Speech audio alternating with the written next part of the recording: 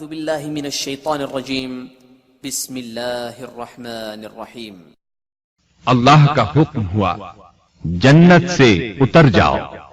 مزید فرمایا تم آپس میں ایک دوسرے کے دشمن ہوگے اور تمہارے واسطے زمین میں رہنے کی جگہ ہے اور ایک وقت تک نفع حاصل کرنا ہے۔ اللہ نے مزید فرمایا تم وہیں زندگی بسر کرو گے اور وہیں مرو گے اور وہیں سے دوبارہ نکالے جاؤ گے۔ قرآن مجید کے دیگر مقامات میں بھی اس قصے کی تفصیل موجود ہے۔ مثلاً فرمایا اور اس سے قبل ہم نے آدم سے ایک عہد لیا تھا مگر وہ بھول گئے اور ہم نے ان میں کوئی عزم نہیں پایا۔ اللہ تعالی فرماتے ہیں اور جب ہم نے فرشتوں سے کہا آدم کو سجدہ کرو تو ابلیس کے سوا سب نے سجدہ کیا، اس نے صاف انکار کر دیا تو ہم نے کہا اے آدم یہ تیرا اور تیری بیوی کا دشمن ہے، خیال رکھنا ایسا نہ ہو وہ تم دونوں کو جنت سے نکلوا دے اور تو مصیبت میں پڑ جائے۔ یہاں تو تجھے یہ آرام ہے کہ نہ تو بھوکا ہوتا ہے اور نہ ننگا، اور نہ تو یہاں پیاسا ہوتا ہے اور نہ دھوپ سے تکلیف اٹھاتا ہے۔ لیکن شیطان نے اسے وسوسے میں ڈال دیا، کہنے لگا میں آپ کو دائمی زندگی کے درخت اور وہ بادشاہت بتلاؤں جو کبھی پرانی نہ ہو۔ چنانچہ ان دونوں نے اس درخت سے کھایا، پس ان کے ستر کھل گئے اور وہ بہشت کے پتے اپنے اوپر چپکانے لگے۔ آدم نے اپنے رب کی نافرمانی کی، پس بہک گیا۔ پھر اس کے رب نے نوازا، اس کی طرف توجہ فرمائی اور اس کی رہنمائی کی۔ حکم ہوا تم دونوں یہاں سے اتر جاؤ، تم آپس میں ایک دوسرے کے دشمن ہو۔ اب تمہارے پاس جب کبھی میری طرف سے ہدایت پہنچے تو جو میری ہدایت کی پیروی کرے نہ تو وہ بہکے گا نہ تکلیف میں پڑے گا، ہاں جو میری یاد سے روگردانی کرے گا اس کی زندگی تنگی میں رہے گی اور بروز قیامت ہم اسے اندھا کر کے اٹھائیں گے۔ آدم علیہ السلام زمین پر اترے اور اپنے رب سے توبہ کے کلمات سیکھ لیے۔ وہ کلمات یہ ہیں اے ہمارے رب ہم نے اپنا نقصان کیا اور اگر تو نے ہم پر مغفرت و رحمت نہ فرمائی تو ہم خسارہ اٹھانے والوں میں سے ہو جائیں گے۔ آدم علیہ السلام زمین پر اترے اور ان کے ساتھ حوا علیہ السلام بھی اتری اور ان کے ساتھ ہی ابلیس کو بھی اتارا گیا۔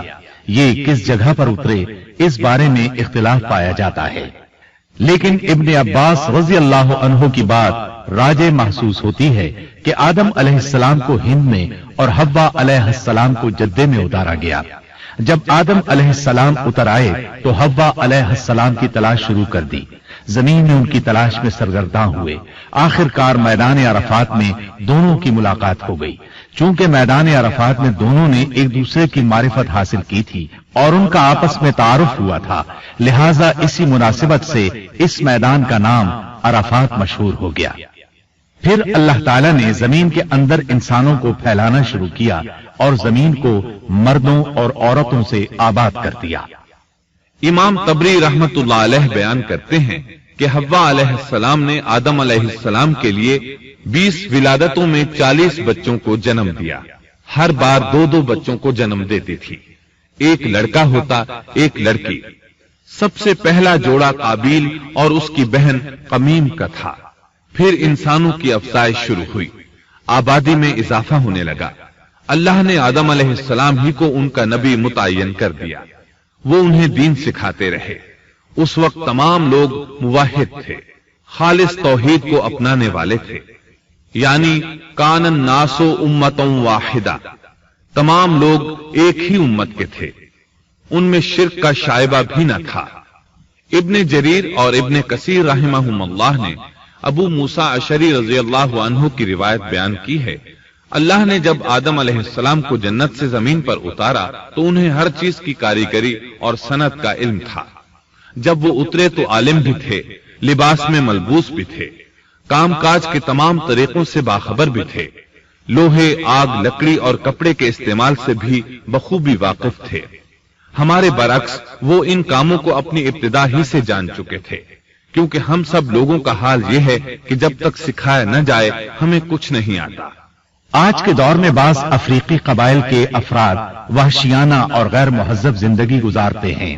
علماء کا کہنا ہے کہ یہ لوگ زمین پر رہنے والوں میں سے گمراہ ترین انسان ہیں۔ انہوں نے بہترین زندگی ضائع کر دی اور گھٹیا زندگی کو پسند کیا۔ تہذیب و تمدن کا آغاز چونکہ ابتدائے آفرینش سے ہے، اس لیے ہر انسان کی فطرت میں تہذیب کی سوجھ بوجھ موجود ہے۔ بہرحال آدم علیہ السلام کے بعد انسانی مخلوق کی تعداد روز بروز بڑھتی چلی گئی اور انسانی کمزوریوں کی بنا پر گناہ شروع ہو گئے۔ زمین پر سب سے پہلے ہونے والی معصیت قابیل کے ہاتھوں اپنے بھائی حابیل کے قتل کی صورت میں سامنے آئی۔ اللہ تعالیٰ نے قرآن مجید میں قابیل اور اس کے بھائی حابیل کا قصہ بیان کیا ہے۔ قابیل قرخت اور درست طبیعت کا مالک تھا، جبکہ اس کا بھائی حابیل رحم دل اور نرم طبیعت تھا۔ قابیل کھیتی باڑی کرتا تھا اور حابیل مویشی چراتا تھا۔ حابیل کے نرم دل ہونے کی ایک وجہ اس کا بکریاں چرانا تھا، کیونکہ ایک چرواہا اپنی بکری کو بھوکا دیکھ کر اسے چارہ کھلائے بغیر نہیں رہتا، نہیں وہ کسی بکری کو پیاسا دیکھ کر اسے بھول جاتا ہے۔ اپنے جانور پر اس کی طاقت سے زیادہ بوجھ بھی نہیں لادتا۔ بنی نوع انسان کی تعداد میں اضافے کے لیے اس وقت ایسا قانون تھا جو اب حرام ہے، اور وہ ہے بہن کے ساتھ نکاح۔ چونکہ اس وقت کے سب لوگ آدم علیہ السلام کی حقیقی اولاد تھے اور آپس میں بہن بھائی تھے، اس لیے اس وقت کی شریعت کی روح سے قابیل اپنے ساتھ جڑواں پیدا ہونے والی بہن کے سوا کسی دوسری بہن سے شادی کر سکتا تھا، اور اسی طرح حابیل اپنے ساتھ جڑواں پیدا ہونے والی بہن کے علاوہ کسی دوسری بہن سے شادی کر سکتا تھا۔ اس کی صورت یہ تھی کہ قابیل کی شادی حابیل کی بہن سے ہو اور حابیل کی شادی قابیل کی بہن سے ہو، لیکن ہوا یہ کہ حابیل کی بہن خوبصورتی میں قابیل کی بہن سے کم تھی، اس لیے قابیل نے حابیل کی بہن سے شادی کرنے سے انکار کر دیا اور اپنی جڑواں بہن سے شادی کی خواہش ظاہر کی، لیکن ایسا کرنا آدم علیہ السلام کی شریعت میں حرام تھا۔ آپ نبی بھی تھے اور رسول بھی۔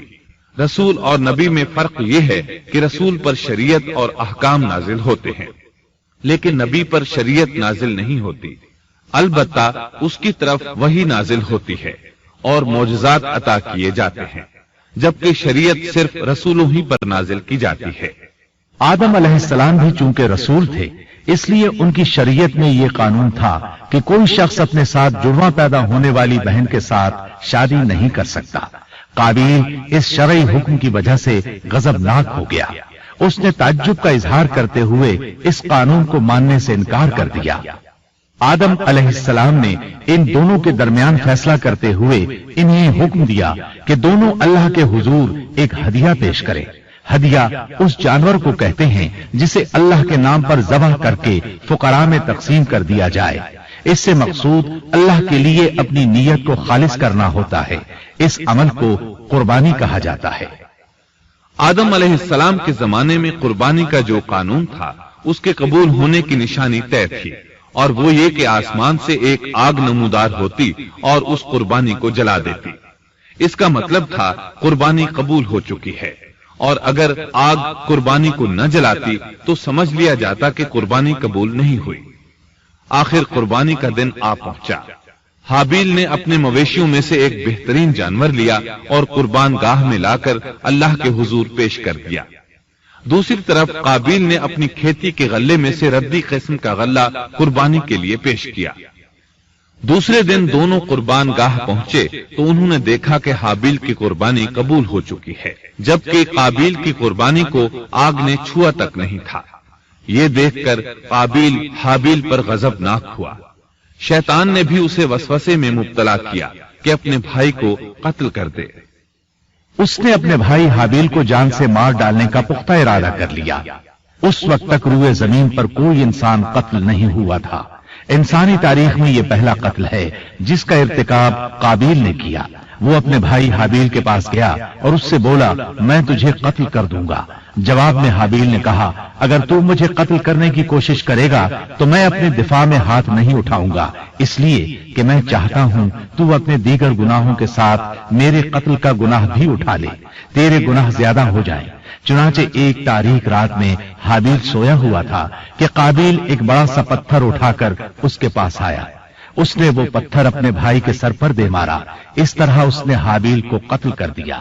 روئے زمین پر قتل کی ابتدا کر دی۔ زمین کو پہلے خون سے رنگ دیا۔ तारीख इंसानी में ये सबसे पहला जुर्म था जो काबिल के हाथों हुआ। कत्ल तो वो कर बैठा, अब हैरान और परेशान हुआ कि उसकी लाश का क्या करे। उस वक्त तक नस्ले इंसानी मौत से भी दो चार नहीं हुई थी।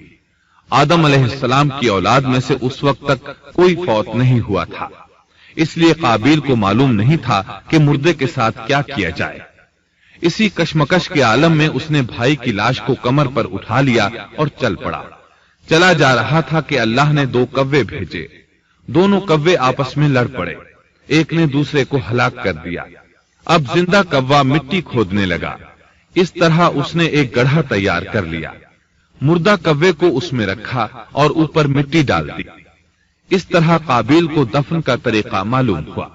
उसने भी गड्ढा खोदा और हाबिल की लाश को उसमें दबा दिया। वो अपने किए पर नादिम जरूर था, लेकिन उसने अल्लाह से मुआफी न मांगी, जबकि इंसान के लिए जरूरी है कि उससे कोई गुनाह हो जाए तो अल्लाह से मुआफी मांगे। काबिल और हाबिल के दरमियान जो मुकालमा हुआ, अल्लाह ताला ने उसका जिक्र सूरह माइदा आयत 27 ता 29 में किया है। अल्लाह फरमाते हैं, आदम अलैहिस्सलाम के दोनों बेटों का खरा खरा हाल भी इन्हें सुना दो। उन दोनों ने एक नजराना पेश किया। उनमें से एक ही नजर तो कबूल हो गई और दूसरे की कबूल न हुई, तो वो कहने लगा, मैं तुझे मार ही डालूंगा। उसने कहा, अल्लाह तकवे वालों ही का अमल कबूल करता है। गो तू मेरे कत्ल के लिए दस्तराजी करे, लेकिन मैं तेरे कत्ल के लिए हरगिज अपना हाथ नहीं बढ़ाऊंगा। मैं तो अल्लाह ताला परवरदिगार आलम से खौफ खाता हूं। मैं तो चाहता हूं कि तू मेरा गुनाह और अपना गुनाह अपने सर पर रख ले और दोज़खियों में शामिल हो जाए। जालिमों का यही बदला है। इसका मतलब यह था कि तेरे और गुनाहों के साथ मेरे कत्ल का गुनाह भी तेरे जिम्मे लगे और तू जालिमों में से हो जाए। हाबिल के कत्ल के बाद काबिल पर जो गुजरी, उसका जिक्र अल्लाह ने सूरह माइदा आयत 30 और 31 में किया है।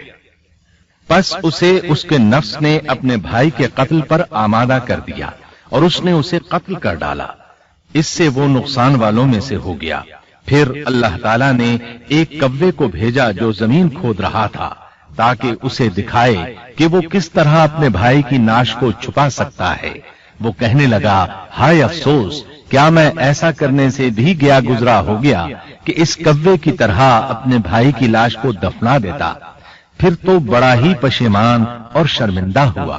इमाम अहमद, तिरमिजी और अबू दाऊद ने सैयदना साद बिन अबी वक्कास रजी अल्लाह अन्हु से रिवायत की है कि उन्होंने सैयदना उस्मान रजी अल्लाह अन्हु की शहादत के फितने के वक्त फरमाया, मैं गवाही देता हूं कि रसूल अकरम सल्लल्लाहु अलैहि वसल्लम ने फरमाया था, एक बहुत बड़ा फितना रूनुमा होगा। उसमें बैठने वाला खड़े होने वाले से बेहतर होगा और खड़ा होने वाला चलने वाले से बेहतर होगा और चलने वाला दौड़ने वाले से बेहतर होगा। किसी ने कहा, अगर कोई मेरे घर में दाखिल होकर मेरी तरफ हाथ बढ़ाए ताकि वो मुझे कत्ल कर दे, तो आप सल्लल्लाहु अलैहि वसल्लम ने फरमाया, तू आदम अलैहिस्सलाम के बेटे की तरह कत्ल हो जा। यानी इस फितने में कत्ल हो जाना, हाबिल की सुन्नत पर अमल करते हुए खुद हाथ न उठाना, कातिल कहलाने की बजाय मकतूल होने को पसंद करना। इसी तरह मुस्नद अहमद की एक रिवायत में है, रसूलुल्लाह सल्लल्लाहु अलैहि वसल्लम ने फरमाया, दुनिया में जब भी कोई जुल्म से कत्ल होता है तो उसका गुनाह आदम अलैहिस्सलाम के पहले बेटे काबिल की गर्दन पर जरूर होता है, इसलिए कि वो पहला शख्स है जिसने जालिमाना कत्ल की इब्तिदा की और ये नापाक तरीका जारी किया। इस हदीस से इस जुर्म की नौइयत का बखूबी अंदाजा होता है कि अल्लाह ताला ने इसको सिर्फ एक कत्ल करार नहीं दिया, बल्कि इसको एक घिनौनी हरकत करार दिया। क़यामत तक आने वाले लोग जो इस गुनाह के मुर्तकिब होंगे, उनका कुछ गुनाह काबिल के हिसाब में डाला जाएगा।